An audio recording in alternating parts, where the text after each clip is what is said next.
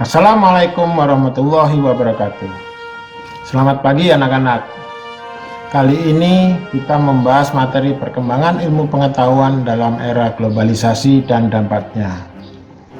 Video kali ini membahas pokok bahasan tentang perkembangan teknologi persenjataan. Jangan lupa persiapkan alat tulis sebelum melihat video ini. Catat hal-hal yang perlu dan nanti bisa kita diskusikan saat pertemuan di ruang kelas maupun di ruang daring. Selamat belajar.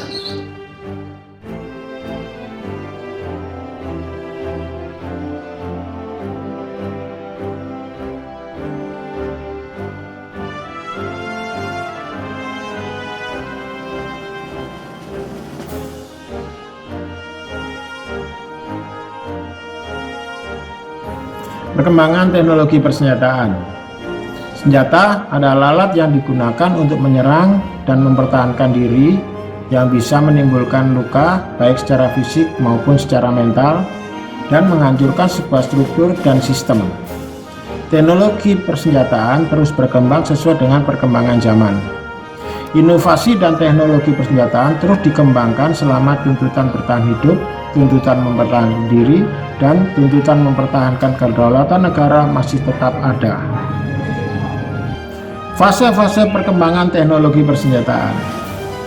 Senjata sudah dikenal oleh umat manusia sejak zaman praaksara. Mulai zaman praaksara hingga zaman modern sekarang, perkembangan teknologi persenjataan dapat digolongkan dalam beberapa zaman. Zaman praaksara. Zaman praaksara, manusia sudah mengenal berbagai jenis senjata yang terbuat dari batu, tulang, dan tanduk. Senjata dipergunakan oleh manusia praaksara untuk mempertahankan hidupnya dari serangan makhluk lain dan untuk memenuhi kebutuhan hidupnya dengan cara berburu. Zaman klasik. Zaman klasik, perkembangan teknologi persenjataan berkembang semakin pesat. Pada masa itu, manusia banyak menciptakan senjata-senjata jenis baru yang terbuat dari logam seperti pedang, tombak, anak panah, dan belati. Bahkan perisai juga banyak dibuat manusia dengan menggunakan logam yang keras dan berat untuk melindungi diri dari serangan musuh. Setelah ditemukan roda, manusia membuat kereta perang yang dilengkapi dengan berbagai jenis senjata. Dalam menghadapi perang di laut, manusia menciptakan kapal-kapal perang yang bisa menampung ratusan pasukan dan memuat berbagai jenis persenjataan. Zaman pertengahan.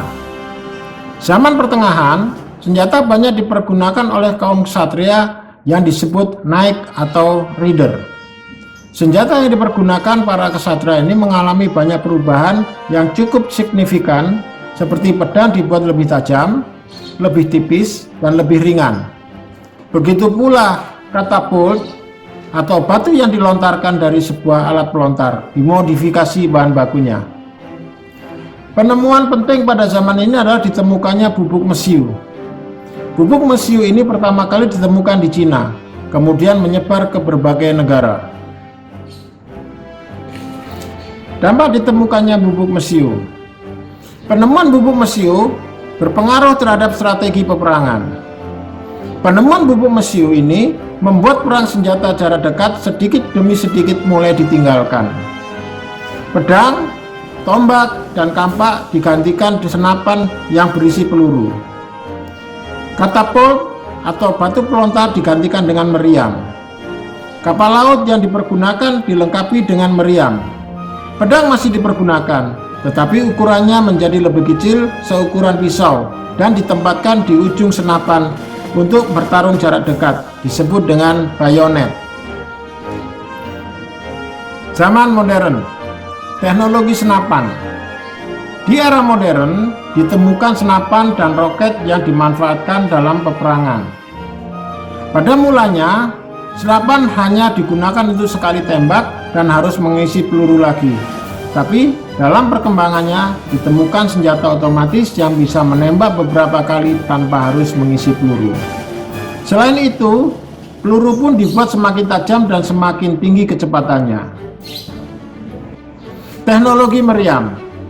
Meriam yang mulanya hanya merupakan gentong horizontal yang panjang dan diisi dengan bubuk mesiu secara manual berkembang semakin besar dan bisa dimasuki manusia disebut tank. Selain itu, kapal perang pun juga sudah dilengkapi dengan meriam modern. Penemuan penting di era modern ini adalah penemuan pesawat tempur, rudal atau peluru kendali, atau misil, dan bom nuklir. Era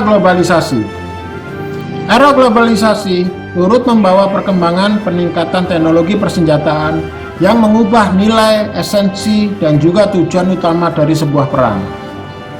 Perkembangan teknologi senjata pada masa modern ini turut berpengaruh terhadap terjadinya pola dan corak perang yang berbeda dari perang-perang sebelumnya. Semakin canggih teknologi persenjataannya, mendorong negara-negara di dunia saling berlomba dalam pengembangan teknologi persenjataan mereka. Zaman modern ini, teknologi senjata semakin canggih dengan kemampuan yang sangat mengerikan dan mampu menghancurkan sebuah wilayah secara masif. Oleh karena itu, senjata ini sering disebut senjata pemusnah massal karena dirancang untuk membunuh manusia dalam skala besar. Senjata ini dikenal di masyarakat dengan senjata nuklir. Masa Perang Dingin. Persaingan dalam hal teknologi persenjataan yang paling mencolok terjadi pada masa Perang Dingin. Pada masa Perang Dingin, Amerika Serikat dan Uni Soviet saling berlomba menciptakan berbagai jenis senjata mutakhir dan mematikan. Di antaranya adalah bom. Keberhasilan Amerika Serikat menciptakan bom atom dalam waktu yang singkat diikuti oleh pesaingnya Uni Soviet. Keberhasilan Uni Soviet tersebut menimbulkan kecemasan Amerika Serikat, sehingga negara tersebut berusaha mencari dan menciptakan bom tandingannya yang lebih canggih. Upaya meredakan Perang Dingin. Persaingan antara Amerika Serikat dan Uni Soviet dalam mengembangkan senjata nuklir dalam berbagai bentuk membuat mereka sadar bahwa peperangan dengan menggunakan senjata nuklir akan menghancurkan kedua belah pihak dan akan melenyapkan peradaban manusia. Oleh karena itu, kedua negara adidaya berusaha melakukan detente atau penghentian ketegangan. Untuk itu, dilakukan beberapa kali perundingan antara kedua negara tersebut. 1. Perjanjian Non-Proliferasi Nuklir tahun 1968 yang diikuti oleh Inggris, Amerika Serikat, dan Uni Soviet. Hasilnya menyepakati bahwa mereka tidak akan menjual senjata nuklir atau memberikan informasi kepada negara-negara non-nuklir. 2. Perjanjian Pembatasan Persenjataan Strategis atau Strategic Arms Limitation Talks atau SALT I yang ditandatangani oleh Richard Nixon, Presiden Amerika Serikat, dan Leonid Brezhnev, Sekjen Partai Komunis Uni Soviet, tanggal 26 Mei 1972, menghasilkan kesepakatan. 1. Pembatasan terhadap sistem pertahanan anti peluru kendali. Yang kedua, pembatasan senjata ofensif strategis seperti Intercontinental Ballistic Missile atau ICBM atau peluru kendali balistik antar benua, dan Sea Launched Ballistic Missile atau SLBM atau peluru kendali balistik yang diluncurkan dari laut atau kapal. 3. Perjanjian Pengurangan Persenjataan Strategis tahun 1982. Perjanjian ini menyepakati bahwa kedua negara adidaya akan memusnahkan persenjataan nuklir yang dapat mencapai sasaran jarak menengah. Dampak teknologi persenjataan. Pemanfaatan teknologi persenjataan dalam perang di berbagai kawasan dunia menimbulkan korban, baik yang tewas maupun yang luka-luka. Selain itu, trauma fisik maupun mental akibat perang juga diderita oleh tentara maupun masyarakat. Dampak kemanusiaan. Tragedi kemanusiaan terbesar akibat perang adalah dijatuhkannya bom atom di kota Hiroshima dan kota Nagasaki. Korban yang jatuh di kota Hiroshima mencapai 140.000 jiwa, sedangkan di kota Nagasaki sekitar 80.000 jiwa. Beberapa tahun kemudian, Korban tewas terus bertambah karena penyakit yang diakibatkan oleh radiasi, luka bakar stadium tinggi, leukemia, serta penyakit lainnya. Dampak kerusakan fisik. Kerusakan prasarana fisik seperti lahan pertanian, tempat tinggal, maupun fasilitas industri akibat penggunaan senjata dalam perang menimbulkan kerugian ekonomi yang tidak sedikit. Banyak masyarakat yang kehilangan sumber mata pencaharian yang berujung pada banyaknya pengangguran. Perang juga mendorong terjadinya pengungsian dari wilayah yang dilanda perang. Pemanfaatan teknologi militer di bidang sipil. Penemuan penting pada masa Perang Dunia Kedua adalah ditemukannya cara pembuatan bom atom hingga bom nuklir. Setelah perang berakhir, teknologi nuklir dimanfaatkan oleh manusia untuk berbagai keperluan. Sumber energi. Pada masa damai, teknologi nuklir dimanfaatkan sebagai sumber energi untuk memenuhi kebutuhan masyarakat, untuk menggerakkan turbin listrik, sehingga muncullah istilah pusat listrik tenaga nuklir atau PLTN, dan menggerakkan mesin kapal, baik kapal selam maupun kapal permukaan.